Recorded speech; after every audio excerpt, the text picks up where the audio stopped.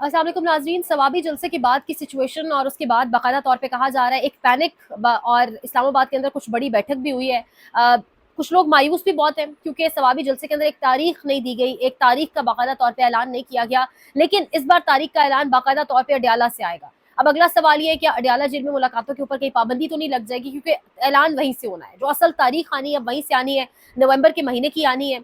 कल की कुछ तकरीर के ऊपर लोग बड़ी बात कर रहे हैं, उस हवाले से आपको बताएंगे, लेकिन यहाँ पर एक इंपॉर्टेंट चीज है जो आपके साथ डिस्कस करेंगे कि एक जानिब तो पैनिक इस्लामाबाद में मौजूद है, मियां नवाज शरीफ क्यों गए अमेरिका, उस हवाले से भी बात करेंगे। लेकिन कल कोयटा के अंदर जो बम धमाका हुआ, जो दहशतगर्दी की कार्रवाई हुई, जिसकी डेफिनेटली हम सब मजम्मत करते हैं, जिस तरह लोग शहीद हुए वहां पर मारंग बलोच जो बड़ी एक्टिव है और ऑब्वियसली उनके साथ खड़े हुए, जब लास्ट ईयर वो यहाँ आई भी प्रेस क्लब के बाहर, जब उन्होंने बहुत दिन यहाँ पे गुजारे और जिस तरीके से रियासत ने भी उनके साथ बर्ताव किया जो नहीं होना चाहिए था, तब भी हमने कवरेज की। लेकिन मारंग बलोच जिन लोगों की तस्वीर उठाकर घूमती थी कि मिसिंग पर्सन हैं, उन्हीं में से एक मिसिंग पर्सन जिसके हवाले से मारंग बलोच वो तमाम तर लोग ये मुतालबा करते थे कि इनको रिहा किया जाए, इनको रिकवर कराया जाए, बाजियाब कराया जाए, उन्हीं में से एक रिस्पॉन्सिबल है, जिम्मेदार है कल के बम धमाके का। तो आज मारंग बलोच की वो स्पीच कहाँ है?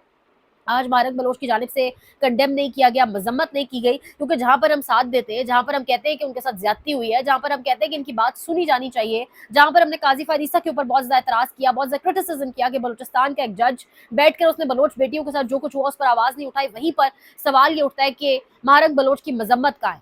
और मारंग बलोच जिन लोगों की तस्वीर उठाकर लाई, उन्हीं में से एक जिम्मेदार कैसे है? वो तो कहती थी मिसिंग पर्सन, वो तो कहती थी मासूम लोग हैं, तो फिर मासूम शख्स कैसे इतने लोगों की जान ले सकता है? बड़ा अहम तरीन सवाल है। इंतजार रहेगा कि वो किसी ट्विटर अकाउंट के ऊपर या कहीं पर भी इस चीज की मजम्मत करें, कंडेम करें। आगे बढ़ते हैं। अमेरिका रवाना हुए मियां नवाज शरीफ। अब मियां नवाज शरीफ और नून लीग के अंदर से खबर आ रही है कि बाकायदा तौर पर रिपब्लिकन की कुछ हायर अथॉरिटीज से बातचीत करने गए।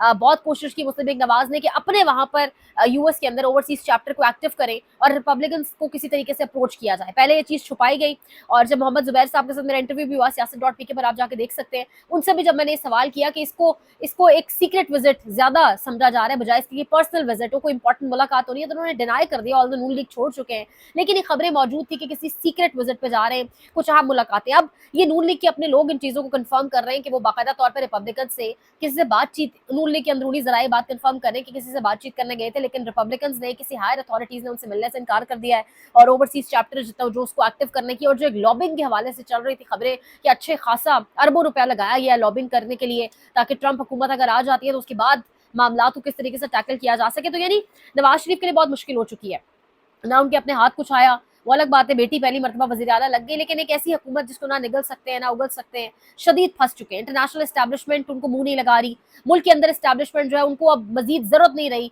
मियाँ साहब की, क्योंकि जिस तरीके से बैसाखियां जो चाहिए थी सारी वो अब साइड में फेंक दी है। निजाम खुद ही बड़ा तगड़ा हो चुका है। लेकिन अब आगे होगा क्या?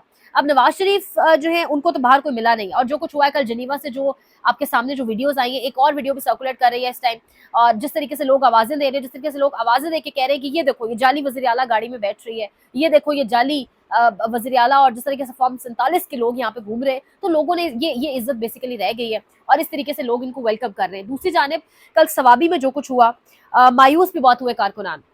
लोग एक्सपेक्ट कर रहे थे कल फाइनल एक वर्ड आएगा, एक तारीख आएगी, नवंबर के किसी आखिरी हफ्ते की आ जाएगी, लेकिन एक तारीख जरूर आएगी। लेकिन तमाम तर जो लीडरान है, खासतौर पर शेख वकास अकरम की तकरीर, उस पर तो लोग बड़ा क्रिटिसिज्म भी कर रहे हैं, जिस तरीके से उन्होंने काइंड ऑफ बदतमीजी करने की अपने कारकुनान से कोशिश की। उन्होंने कहा कि घरों में नहीं बैठना, सब ने शल खाने, तो लोग तो शल खा रहे, लोग तो पहले भी निकले शल खाए। लोगों की इमरान खान का जो ग्राउंड के ऊपर वोटर सपोर्टर है उसके वलवले पे, जोश पे, सिंसेरिटी पे सवाल ही नहीं है। सवाल तो क्यादत से है, जो उस टाइम भी छुपी बैठी थी तरमीम के हवाले से, तरमीम तो फिर भी हो गई।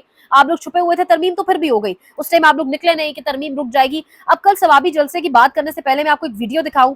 9 मई का बयानिया जो रियासत बनाती रही, 9 मई के बयानिया के ऊपर लोगों के ऊपर क्या बीती, लोगों ने क्या कुछ सफर किया, किस तरीके से लोगों ने अपने प्यारे खो दिए, किस तरीके से लोगों को एक एक डेढ़ डेढ़ साल, 6 6 माह, 4 4 माह बंद किया गया बगैर किसी जुर्म के।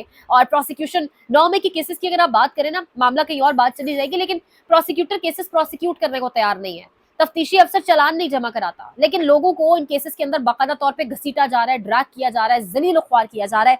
ये एक वीडियो नया पाकिस्तान चैनल, हसनैन ये गालिबन, हाँ एग्जैक्टली वही है, और वो एक कारकुन से बात करें, कारकुन की कहानी आप सुने, मैं आपको सुनवाती हूँ।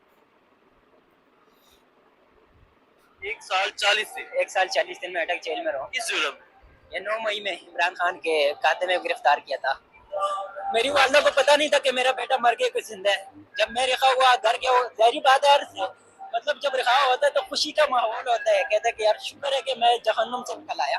जब मैं घर गया तो मम्मा के सामने मेरी मम्मा सामने बैठ के खाना बना रही थी, जब उसने मुझे देखा वो दौड़ के मेरे पास आई। तो जब मुझे देखा तो उसकी 2 मिनट उसका सर मेरे कंधे पे पड़ा रहा, उसकी आखिरी सांसें मेरे हाथों में थी। मैं आपको बता नहीं सकता, वो मैं सारे जितने भी मेरे दर्द थे वो मैं भूल गया था। मैंने कहा यार कुछ भी नहीं है, ये जो दर्द है अली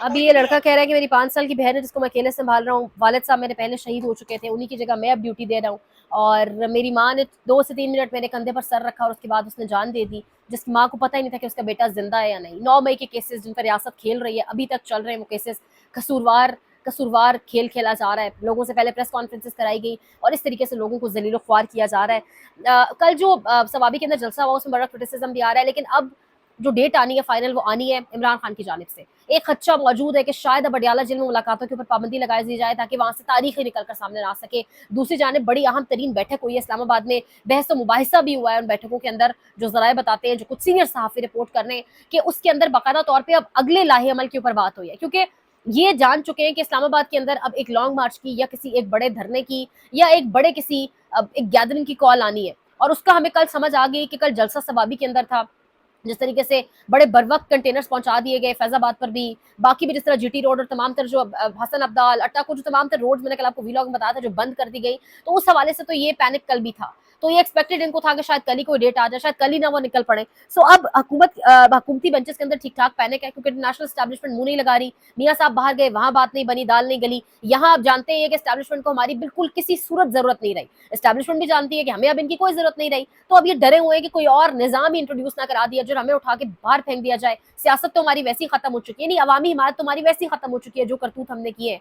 अगर ये सब हो गया तो फिर तो हमारे ये जो मजे लगे हुए हैं ये भी खत्म हो जाएंगे। तो अब बाकायदा तौर पर बैठक हुई है, कहा यह जा रहा है कि शायद पाकिस्तान तहरीक इंसाफ को इस लॉन्ग मार्च, इस धरने की कॉल से पहले इंगेज किया जाए। अब ये बैठक जो है उसमें कोई बड़े हाथ यानी जो हैंडलर्स है जो इनको लाए थे वो भी है, वो भी राजी है, वो भी कोई इंगेजमेंट या बातचीत चाह रहे हैं। डील तो वो करना चाह रहे हैं इमरान खान से, लेकिन जो डील वो चाह रहे हैं वो इमरान खान कर नहीं रहा।